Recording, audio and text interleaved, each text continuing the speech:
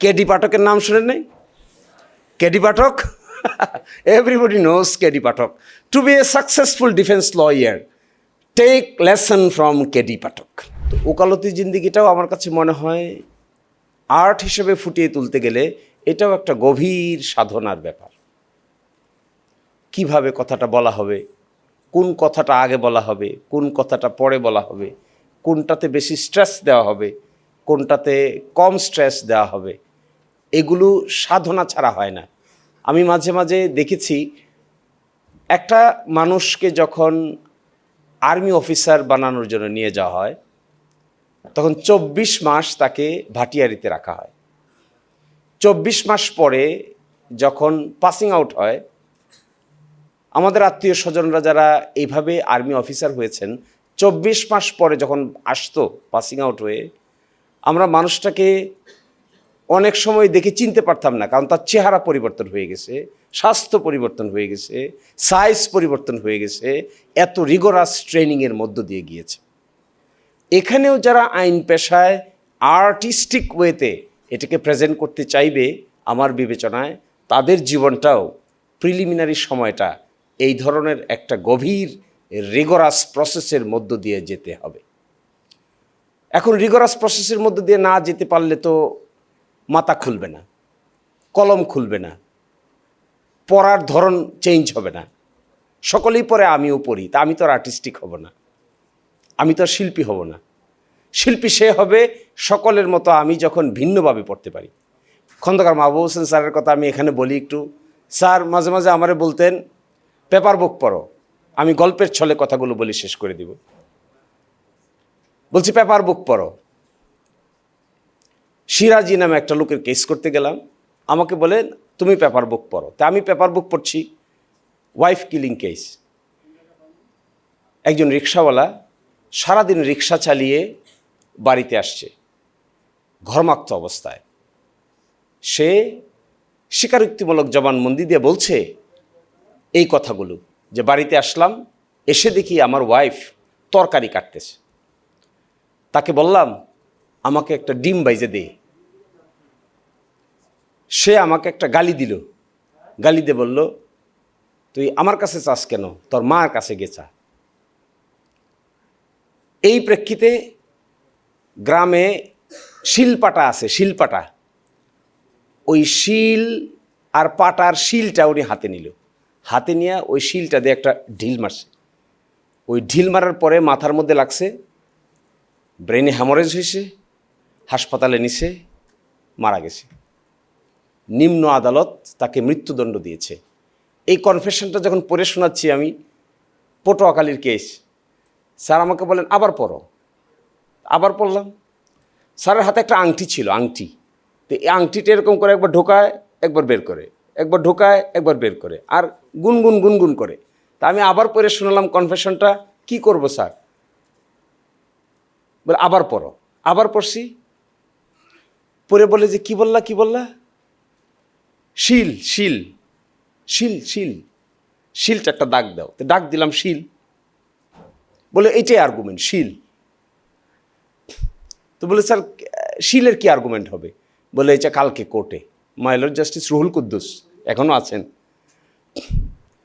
আমারে বলে তুমি একটা জাজমেন্ট খুঁজো,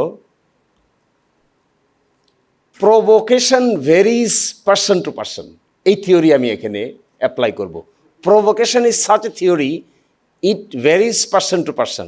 একজন অশিক্ষিত মানুষের প্রভোকেশন আর একজন শিক্ষিত সফিস্টিকেটেড ইউনিভার্সিটি টিচারের প্রভোকেশন, আর একজন লয়ারের প্রভোকেশন, আর একজন বিচারকের প্রভোকেশন, এটা কখনো এক হবে না।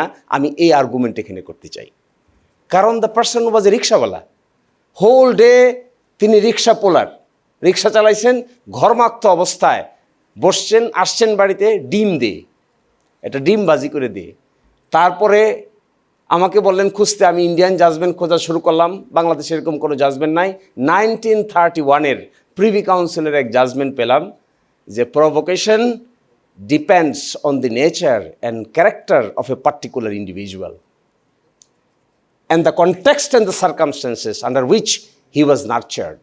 একটা মানুষ কিভাবে বড় হয়েছে, কোন সার্কামস্টেন্সেসে বেড়ে উঠেছে, কোন পরিবারে জন্ম হয়েছে, কোথায় শিক্ষা নিয়েছে, কি খেয়ে বড় হয়েছে, আশেপাশে কি ছিল, পারিবারিক স্ট্যাটাস কি, এগুলো বিবেচনা করে প্রভোকেশনের মাত্রাগত পার্থক্য হয়।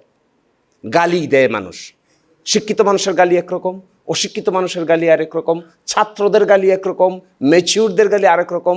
আমি স্যারকে দেখতাম, আমি এন্ডে কি হলো এটা বলছি, স্যারকে দেখতাম খুব রেগে গেলে চুপ, তখন বোঝা যেত যে স্যার রেগে গেছে। আমরা রেগে গেলে কি করি? আউটবাস্ট করি, কথা বলি, রিপ্লাই করি, ওয়ার্ড ইউজ করি, বকা দেই। উনি রেগে গেছে খুব, মুখ, উনি এত ফর্সা মানুষ ছিলেন না, হঠাৎ করে চুপ, স্যার কথা বলে না, সবাই কথা বলতেছে, স্যার কথা বলে না কেন? বোঝা গেল উনি বিরক্ত হয়েছেন। It was his style not to respond when he was agitated. চুপ। কিছুক্ষণ পরে 10-15 মিনিট পরে আস্তে আস্তে আস্তে আস্তে মনে হচ্ছে গর্ত থেকে বের হয়ে পরিবেশের সঙ্গে অ্যাডজাস্ট করতেন। এই আর্গুমেন্ট উনি করলেন প্রিভি কাউন্সিলের সেই 1931 জাজমেন্ট নিয়ে। গেলেন মাইলর জাস্টিস রুহুল কুদ্দুসের কোর্টে, 2 দিন ধরে শুনানি হলো। জজ সাহেব প্রাথমিকভাবে কনভিন্স হতে চাইলেন না, দ্বিতীয় দিন তৃতীয় দিন কনভিন্স হলেন এবং অবশেষে এই ভদ্রলোকের প্রভোকেশনের কারণে মৃত্যুদণ্ডের সাজা কমিয়ে 10 বছরের কারাদণ্ড দিলেন এবং তিনি মুক্তি পেলেন, সার্ভ আউট হয়ে গেল। তো আমি এই কথাগুলি এই জন্য বলছি যে আসলে ওখান থেকেই আমাদের শেখা। ভারতীয় সাবকন্টিনেন্টের one of the prominent criminal lawyer Ram Jethmalani, আপনারা কেউ কেউ হয়তো জেনে থাকবেন রাম জেঠমালানি, তিনি মিনিস্টারও হয়েছিলেন একবার। তার একটা বিরাট অবদান আছে এই সাবকন্টিনেন্টের মানি লন্ডারিং প্রিভেনশনের জন্য। আমাদের দেশে মানি লন্ডারিং হচ্ছে না অনেক, ভারত থেকেও একসময় মানি লন্ডারিং হতে লাগলো। সুইস ব্যাংকে তিনি লয়ার হিসেবে সুইজারল্যান্ডে গেলেন টু ইনভেস্টিগেট দ্য ম্যাটার। আমি এটা আমাদের আইনের লিমিটেশনের কথাটা বলবো। সুইজারল্যান্ডে গিয়ে উনি দেখলেন ভারতীয় বড় বড় মানুষেরা টাকা ভারতের ইকোনমি থেকে সুইস ব্যাংকে নিয়ে জমা করতেছে। তিনি এর বিরুদ্ধে মুভমেন্ট শুরু করলেন এবং শেষ পর্যন্ত 2011 সালে এসে ভারতীয় সুপ্রিম কোর্টে মানি লন্ডারিং প্রিভেনশন আইনগুলোর এক্সিকিউশনের জন্য ইন্ডিয়ান সুপ্রিম কোর্ট একটা যুগান্তকারী রায় দিল এবং সেখানে রাম জেঠমালানি, উনি মারা গেছেন 96 ইয়ার্সে মারা গেছেন। এই রাম জেঠমালানি ওয়াজ হাইলি প্রেইজড। তার আমি আপনাদেরকে অনুরোধ করব ওনার বায়োগ্রাফি পড়ার যদি সুযোগ হয় প্লিজ, এবং ওনার ইউটিউবে ওনাকে নিয়ে অনেক লেকচার্স আছে। লাইভ লো কি কেউ পড়ে দেখেন? লাইভ লো কেউ দেখেন? ইন্ডিয়ান লাইভ লো যদি কারো দেখার সুযোগ থাকে, you can watch his video. অন্য পিপলরা ওনার কর্মকাণ্ডের উপরে বিরাট আলোচনা করেছেন, শর্ট ভিডিও তৈরি করেছেন। আমাদের দেশে তো এগুলো এখনও কালচার তৈরি হয় নাই। এত বড় বড় জাজমেন্ট হয়ে যাচ্ছে সুপ্রিম কোর্টে, 15th অ্যামেন্ডমেন্ট হয়ে গেল, 16th অ্যামেন্ডমেন্ট হয়ে গেল, 13th অ্যামেন্ডমেন্ট হয়ে গেল, তারপরে এত বড় বড় জাজমেন্ট হচ্ছে ঠিকই, 21 আগস্টের রায় হয়ে গেল, 10টা কষ্ট মামলা রায় হয়ে গেল, কিন্তু দেখবেন আমাদের দেশের লিগ্যাল জুরিসপ্রুডেন্সে এগুলো নিয়ে পক্ষে বিপক্ষে এই ধরনের কোনো আলোচনা হয় না। কেন হয় না? Because we are not, till today we are not intellectually updated. This nation is still intellectually is not updated. এখন বিচারক একটা রায় দিয়েছেন, আমরা যদি ক্রিটিসাইজ করে ভিডিও বানাই আরেকজনে বলবে কন্টেম্প্ট হয়েছে। কিন্তু this is a part of discussion, we have every right to criticize, for or against. এই আলোচনা এই দেশে চলতে হবে। ছাত্রদের না হয় ইন্টারেস্টেড হবে কি করে? How the student will know? আমি আরেকটা ছোট্ট ঘটনা শোনাই। বেইল, আমাদের এই বারের একজন বিখ্যাত মেম্বার, ওনার বিরুদ্ধে একটা কেস হলো। ওনাকে, আমি নামটা বলছি না, ওনাকে জেলে নিয়ে গেল, ম্যাজিস্ট্রেট কোর্ট থেকে ওনাকে জেলে নিয়ে গেল। স্যার আমাকে বললেন, খন্দকার মাহবুব হোসেন স্যার আমাকে বললেন, ওর বেইল সরাসরি হাইকোর্টে চাইবো, তুমি ব্যবস্থা করো, সেশনস কোর্টে আমি যাব না। তা আমি বললাম, স্যার এটা কোথায় আমি পাবো? বলে, খুঁজো, কখনো কখনো এক্সেপশনাল সার্কামস্টেন্সেসে সেশনস কোর্টে না গিয়ে সরাসরি হাইকোর্টে আসা যায়, জাজমেন্ট বাইর করো। তো খুঁজি পাইতো না। আমার সঙ্গে কাজ করে আরেকজন আইনজীবী আছে, ওর নাম সাদ্দাম, ওকে নিয়ে খুঁজি। হঠাৎ করে চোখের সামনে নুরুল ইসলাম বাবুলের কেস পড়লো, সেখানে দেখলাম যে ওই ভদ্রলোক ম্যাজিস্ট্রেট কোর্টে বেল চাইলেন, বেল দিল না, সেশনস কোর্টে বেল চাইলেন, সেশনস কোর্টে খালি ডেট পরে।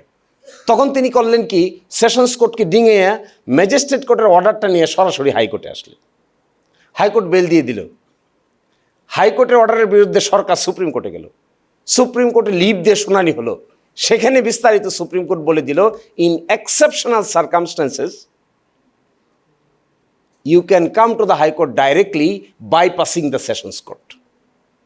এবং আসলাম, মামলা ফাইল হলো আমাদের হাইকোর্ট ডিভিশনে।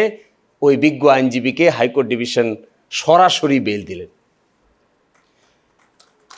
খন্দকার স্যারের সবচেয়ে ইম্পর্টেন্ট ইস্যুটা ছিল, সবচেয়ে এক্সেপশন খুঁজতেন,